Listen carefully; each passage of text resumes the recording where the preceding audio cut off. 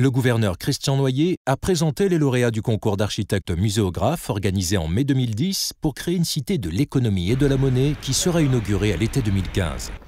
Pour un projet pareil, il y a un concours de grande ampleur au niveau international, européen en tout cas, et 100 équipes se sont présentées à la première phase du concours. 6 candidats ont été présélectionnés et c'est le projet du binôme Yves Lion-François Confinot qui a été choisi. Nous avons rencontré les lauréats pour comprendre ce qui les avait séduits.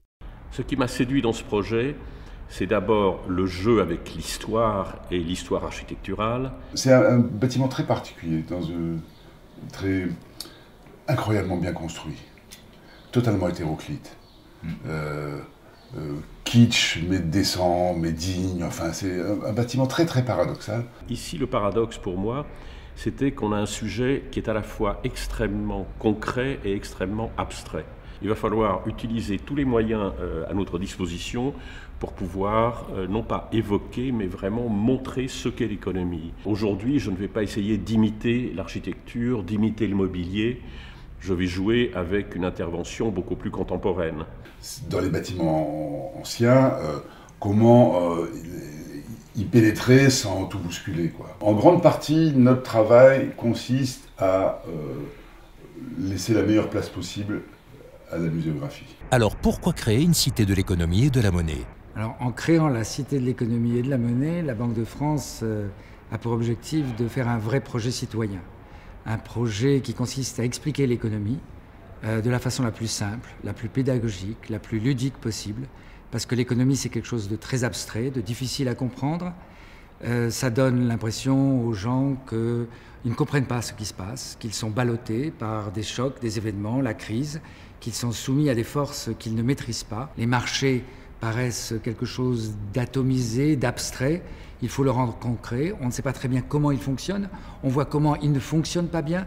Et ça, le public attend des explications sur les causes des dérèglements et les façons de les réparer, de les améliorer. Ce projet est une cité parce qu'on la veut vivante et il est citoyen parce qu'il a pour objectif d'améliorer par la connaissance de l'économie, le fonctionnement de la démocratie. Pour sélectionner ce projet, un jury s'est réuni en janvier 2011 dans la Galerie Dorée au siège de la Banque de France. Il était composé de 12 personnalités qualifiées, 4 architectes, 2 économistes, 2 représentants de l'État et de la Ville de Paris et 4 personnalités de la Banque de France. Parmi eux, Marie-Christine Labourdette précise à quel besoin répond la création d'une cité de l'économie et de la monnaie. Le musée Cité de l'économie et de la monnaie de la Banque de France sera un musée qui permettra à tout le monde de découvrir ce qu'est l'économie dans un bâtiment historique extraordinaire. Un domaine aussi important que l'économie, finalement, n'était pas couvert par un musée. On ne peut que se réjouir que la grande famille des musées de France soit aujourd'hui enrichie